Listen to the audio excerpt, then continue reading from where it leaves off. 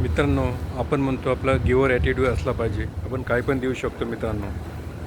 आज मी आता blood donate करण्यासाठी आलेलो आहे टाटा मेमोरियल हॉस्पिटल खारघरला.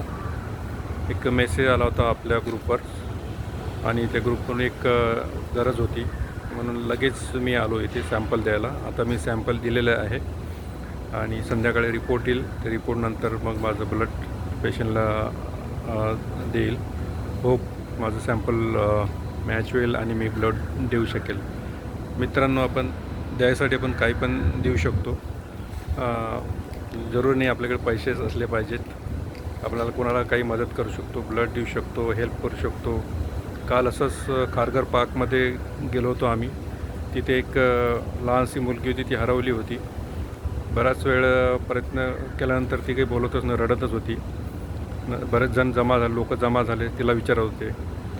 4 वर्षाची मुलगी असेल, तिला कोणी विचारत होते, पण ती काय सांगणार, रडतच होती. मित्रांनो, तिला सगळं विचारत होतं, पाणी देत होते. पण मित्रांनो, जेव्हा तिला मी कडेवर घेतलं त्यानंतर ती एकदम चूप झाली आणि हसायला लागली.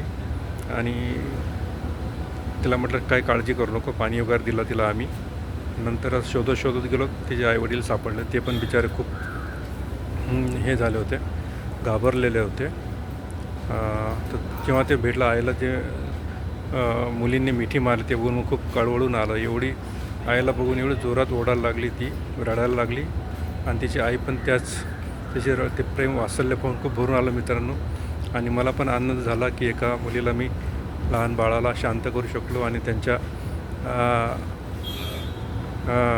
मदत करू शकलो, त्यांची भेट करून देऊ शकलो. मित्रांनो, बरेच लोक होते तिथं मदत करायला. सर्वांनी मदत केली. कोणी पाणी आणलं, कोणी वॉचमनला बोलवून आणलं. तर मित्रांनो, कोणी शोधाशोध केली. तर मित्रांनो, चांगले लोक खूप आहेत आपल्या भारतामध्ये, पूर्ण दुनियामध्येच. आणि हे हेल्प करण्यासाठी मला 1 रुपयाची पण काही खर्च लागला नाही. तर मित्रांनो, असं आपण छोट्या याच्यातून आपण लोकांना मदत करू शकतो, देऊ शकतो.